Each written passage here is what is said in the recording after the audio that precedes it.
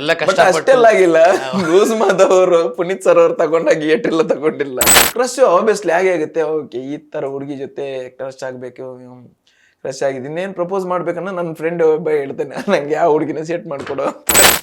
ಫ್ರೆಂಡ್ಸ್ಗೋಸ್ಕರ ಎಲ್ಲ ಬ್ರೋಕರ್ ಎಲ್ಲ ಆಗಿದ್ ಜಾಸ್ತಿ ಆಗಿತ್ತು. ಮತ್ತೊಂದ್ ಏನಂದ್ರೆ ನಾವು ಯಾವ್ದೆಲ್ಲ ಸೆಟ್ ಮಾಡಿ ಕೊಟ್ಟಕ್ಕೆ ಎಷ್ಟು ಒದ್ದಾಡಿದ್, ಅದಾದ್ಮೇಲೆ ಅದು ಒಂದು ಉಳಿಲಿಲ್ಲ. ಒಂದು ವೀಕ್ಲಿ ಒಂದಿನ ನಾನು ರಜೆ ಇದ್ದ ದಿನ ಲೋಕಲ್ ಚಾನಲ್ಗೆಲ್ಲ ವರ್ಕ್ ಮಾಡಕ್ ಹೋಗ್ತಿದ್ದೆ. ಅಲ್ಲೊಂದು ಸ್ವಲ್ಪ ಸಿಗ್ತಿತ್ತು. ನಂಗೆ ಫಸ್ಟ್ ಸಂಭಾವನೆ ಇದ್ದಿದ್ದು 200 ರೂಪಾಯಿ. ಕಷ್ಟಪಟ್ಟು ತಗೊಂಡಿರೋ ಚಿನ್ನನ ಕಡಿಮೆ ಬೆಲೆಗೆ ಮಾರೋಕ್ಕಾಗತ್ತಾ? ಒಳ್ಳೆ ಬೆಲೆ ಸಿಗೋ ಕಡೆ ಮಾರ್ಬೇಕು.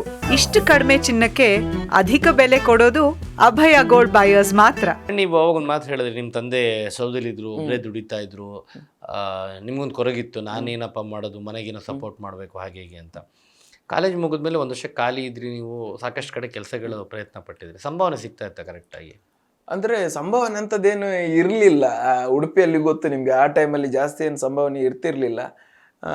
ಬಟ್ ಏನಂದ್ರೆ ನಾನು ಪಾರ್ಟ್ ಟೈಮ್ ಆಗಿ ಒಂದು ವೀಕ್ಲಿ ಒಂದಿನ ನಾನು ರಜೆ ಇದ್ದ ದಿನ ಎಲ್ಲಿಗೆ ಹೋಗ್ತಿದ್ದೆ, ಅಲ್ಲಿ ಲೋಕಲ್ ಚಾನಲ್ಗೆಲ್ಲ ವರ್ಕ್ ಮಾಡಕ್ ಹೋಗ್ತಿದ್ದೆ. ಅಲ್ಲೊಂದು ಸ್ವಲ್ಪ ಸಿಗ್ತಿತ್ತು. ನಂಗೆ ಫಸ್ಟ್ ಸಂಭಾವನೆ ಇದ್ದಿದ್ದು 200 ರೂಪಾಯಿ ಲೋಕಲ್ ಚಾನಲಲ್ಲಿ. ಸೊ ಅವ್ರಿಗೆ ನಾನು ಇವತ್ತಿಗೂ ಚಿರಋಣಿ ಆಗಿದ್ದೀನಿ. ಯಾಕಂತ ಹೇಳಿದ್ರೆ ನನ್ನ ಟ್ಯಾಲೆಂಟ್ ಅಲ್ಲಿವರೆಗೂ ನಾನು ಯಾರಿಗೂ ತೋರಿಸ್ತಿರ್ಲಿಲ್ಲ, ನಾನು ಡ್ರಾಮಕ್ಕೂ ಜಾಯ್ನ್ ಆಗಿರ್ಲಿಲ್ಲ, ಎಲ್ಲೂ ಜಾಯ್ನ್ ಆಗಿರ್ಲಿಲ್ಲ. ಸೊ ಏನ್ ನಮ್ಮ ಹತ್ರ ಟ್ಯಾಲೆಂಟ್ ಇದೆ ಅಂತ ಗೊತ್ತಿಲ್ಲದೇನು ನಮ್ಗೊಂದು ಅವಕಾಶ ಕೊಟ್ರು ಉಡುಪಿ ಚಾನಲ್ ಪ್ರಸಾದ್ ಸರ್ ಅವರು. ಸೊ ನಾನು ಯಾವತ್ತು ಎಲ್ಲಿ ಹೋದ್ರು ಅಲ್ಲಿಗೊಂದು ನಾನು ಚಿರಋಣಿ ಆಗಿರ್ತೀನಿ. ಅದಾದ್ಮೇಲೆ ಸ್ಪಂದನ ಟಿವಿಯಲ್ಲಿ ವರ್ಕ್ ಮಾಡಿದೆ, ಮುಕ್ತ ಟಿವಿಯಲ್ಲಿ ವರ್ಕ್ ಮಾಡಿದೆ. ಅದಾದ್ಮೇಲೆ ನನ್ನ ಗುರುಗಳು ನನಗೆ ಆಕ್ಟಿಂಗ್ ಕಲಿಸಿದ್ದು ಪ್ರಸನ್ನ ಶೆಟ್ಟಿ ಬೈಲೂರು ಅಂತ. ನಮ್ಮ ಬಲೆ ತಿಳಿಪಾಲೆ ಅದೇ ಸೀಸನ್ ಇಲ್ಲ, ಅಲ್ಲಿ 3 ಸೀಸನ್ ವಿನ್ನರ್ ಅವರು. ಸೊ ಅದಾದ್ಮೇಲೆ script writer back to back 3 ವರ್ಷ best script Tulu cinema award ಬಂದಿದೆ. ಆಕ್ಟರ್ ಕೂಡ. ಸೊ ಹಾಗಾಗಿ ಅವರು ಟೀಮಲ್ಲಿ ನನ್ನ ಕರೆದು ನನಗೆ ಒಂದು ಅವಕಾಶ ಕೊಟ್ಟರು. ಸೊ ಅಲ್ಲಿ ನೈಟ್ ಡ್ರಾಮಾ ಹೋಗ್ತಿದ್ದೆ, ಮಿಡ್ಲ್ ಪಾರ್ಟ್ ಟೈಮ್ ಆಗಿ ಇದು ಮಾಡ್ತಿದ್ದೆ, ಲೋಕಲ್ ಚಾನಲಲ್ಲಿ ವರ್ಕ್ ಮಾಡ್ತಿದ್ದೆ, ಮತ್ತೆ ಫುಲ್ ಟೈಮ್ ಇದು ವರ್ಕ್ ಮಾರ್ಕೆಟಿಂಗ್ ಇದೆಲ್ಲ ಮಾಡ್ತಿದ್ದೆ. ಶೂಟಿಂಗ್ ಇಲ್ಲದೆ ಇದ್ದಾಗ ಫ್ರೆಂಡ್ಸ್ ಜೊತೆಲ್ಲ ಇದ್ದಾಗ ರಾತ್ರಿ 10 ಗಂಟೆ ಮೇಲೆ ರಾಕೇಶ್ ಫುಲ್ ಜೋರಂತೆ, ಫುಲ್ ಮಜಾ, ಫುಲ್ ತರ್ಲೆ ಅಂತೆ. 10 ಗಂಟೆ ಮೇಲೆ ಆಗ್ಬೇಕಂತ ಏನಿಲ್ಲ, 8 ಆದ್ರೂ ಆಗುತ್ತೆ. ಫ್ರೀ ಇದ್ದಾಗ ಮಧ್ಯಾಹ್ನ ಟೈಮ್ ಇಲ್ಲ ಅದಕ್ಕೆ. ಅಂದ್ರೆ ನಾವು ಮಾಡ್ತಾ ಇರೋದಷ್ಟೇ. ನಾವು ವರ್ಷಕ್ಕೂ ಎಲ್ರು ಬಿಸಿ ಇರ್ತಾರೆ, ಎಲ್ರು ಸಮ್ಮರ್ ಅಲ್ಲಿ ಟೂರ್ಗೆ ಹೋಗ್ತಾರೆ. ಬಟ್ ನಾವು ಮಳೆ ಟೈಮ್ ಅಲ್ಲಿ ಟೂರ್ಗೆ ಹೋಗ್ತಿದ್ವಿ, ಗೋವಾ ಸೈಡ್ ಆ ಥರ ಎಲ್ಲ. ಅಲ್ಲಿ ಹೋಗ್ಬೇಕಾದ್ರೆ ಯಾಕಂದ್ರೆ ಹೇಳಿದ್ರೆ ನಮ್ಮ ಫ್ರೆಂಡ್ಸ್ ಎಲ್ಲ ಇದ್ದಿದ್ದು ಮಲ್ಪೆಯಲ್ಲಿ ಆಲ್ಮೋಸ್ಟ್. ಸೊ ಹಾಗಾಗಿ ಅವ್ರಿಗೆ ಮಳೆ ಟೈಮಲ್ಲಿ ಬೋಟ್ ಇದ್ದು ಬಿಸ್ನೆಸ್ ಎಲ್ಲ ಏನಿರಲ್ಲ. ಸೊ ಇವರು ಅಕೌಂಟ್ ಮತ್ತೆ ಪಾರ್ಟಿ ಇದೆಲ್ಲ ಮಾಡ್ತಿದ್ರು. ಪಾರ್ಟಿ ಅಂದ್ರೆ ಫಿಶ್ ತಗೊಂಡು ಸೇಲ್ ಮಾಡೋದು. ಸೊ ಆ ಥರ.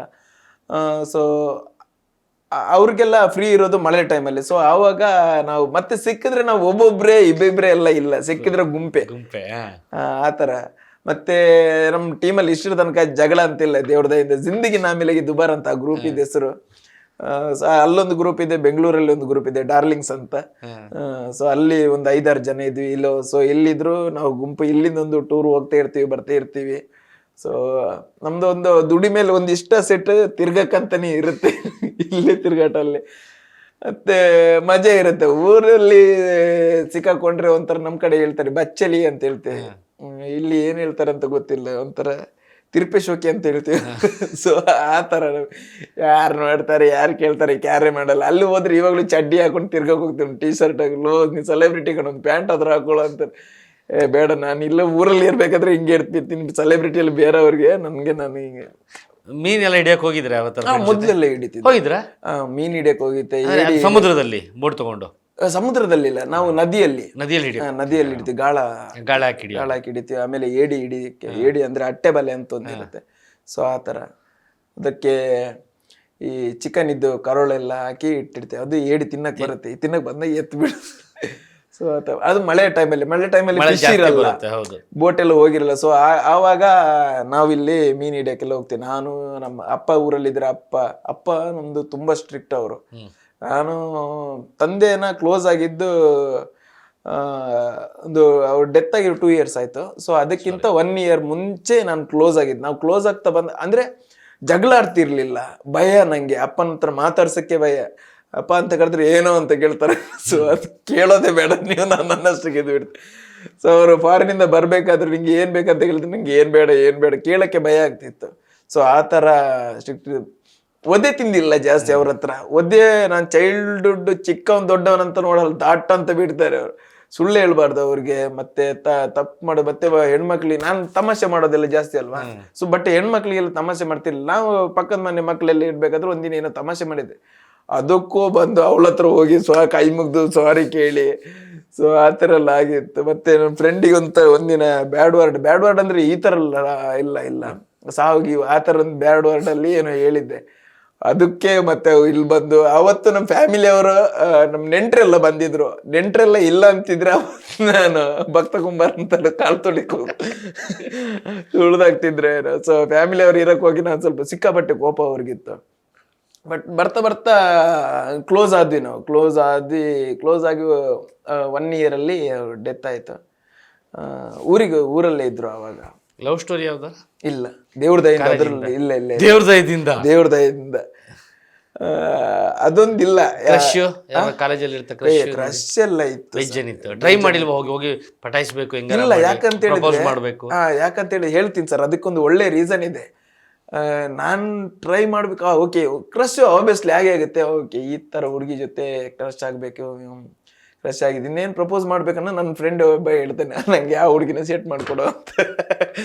ಸೊ ನಾನ್ ನೋಡಿದ ಹುಡುಗಿನ ನಾನೇ ಅವನ್ ಸೆಟ್ ಮಾಡ್ಕೊಡೋ ತರ ಆಗೋಗಿತ್ತು. ಆ ತರ ಸಿಚುವೇಶನ್ ಆಗಿತ್ತು. ನಾವೊಂಥರ ಪ್ರೀತಿ ಮಾತ್ರ ತ್ಯಾಗ ಅಮರ ಅನ್ನೋದು.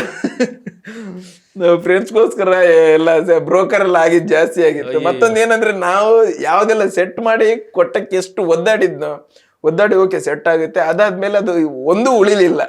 ನಾನ್ ನೋಡಿದ ಪ್ರಕಾರ ಲವ್ ಒಂದು ಉಳಿಲಿಲ್ಲ. ಹುಡುಗರು ಸಿನಿಮಾ ಸ್ಟೋರಿ ತರ ಎಲ್ಲ ಕಷ್ಟ. ಅಷ್ಟೆಲ್ಲ ಆಗಿಲ್ಲ. ಲೂಸ್ ಮಾದವರು ಪುನೀತ್ ಸರ್ ಅವ್ರು ತಗೊಂಡಾಗ ಏಟೆಲ್ಲ ತಗೊಂಡಿಲ್ಲ. ಬಟ್ ಏನಂದ್ರೆ, ಕೆಲವರು ನಾನು ಪಾರ್ಟ್ ಟೈಮ್ ಅಲ್ಲಿ ಮೊಬೈಲ್ ಶಾಪ್ಗೆ ಅದಕ್ಕೆಲ್ಲ ಕೆಲ್ಸಕ್ಕೆಲ್ಲ ಹೋಗ್ತಿದ್ದೆ. ಸೊ ಆ ಕೆಲ್ಸಕ್ಕೆಲ್ಲ ಹೋಗ್ಬೇಕಾದ್ರೆ ನಂಗೆ ಬರ್ತಿದ್ದಿದ್ದೆ ಒಂದು 3-4 ಸಾವಿರ ತಿಂಗಳಲ್ಲಿ. ಅದಕ್ಕೆ 3,000 ಇವನ್ ಲವ್ ಸ್ಟೋರಿಗೆ ಹೋಗ್ತಿತ್ತು. ನನ್ನ ದುಡ್ಡು. ಇವನು ಅಲ್ಲಿ ಕರ್ಕೊಂಡು ಹೋಗೋದು, ಪೆಟ್ರೋಲ್ ಗಾಡಿಗೆ, ಅವಳಿಗೆ ಏನಾದ್ರು ತೆಗೆಸ್ಕೊಡಕಿದ್ರೆ ಎಲ್ಲ ನಂದು ದುಡ್ಡು ಎಲ್ಲಿತ್ತು. ಸೊ ಆ ಥರ ಎಲ್ಲ ನೋಡಿ ನಂಗೆ ಸಾಕಾಗೋಯ್ತು. ಯಾವ್ದು ಸಕ್ಸಸ್ ಆಗದಿರೋದು ನಂಗೆ ಬೇಡ. ಸಕ್ಸಸ್ ಆಗಿಲ್ಲ ಅಂದ್ರೆ ಪರವಾಗಿಲ್ಲ, ಒಳ್ಳೆ ಎಂಜಾಯ್ ಮಾಡ್ಕೊಂಡಿದ್ರೆ ಸಾಕಂತ. ಬೆಂಗಳೂರಿಗೆ ಬಂದ್ಮೇಲೆ ಇಲ್ಲ, ಬೆಂಗಳೂರಿಗೆ ಬಂದ್ಮೇಲೆ ನಿಮಗೆ ಯಾರು ಪ್ರಪೋಸ್ ಮಾಡಿಲ್ವಾ ಲೈಫಲ್ಲಿ ಇದುವರೆಗೂ? Beat Plus Karnataka.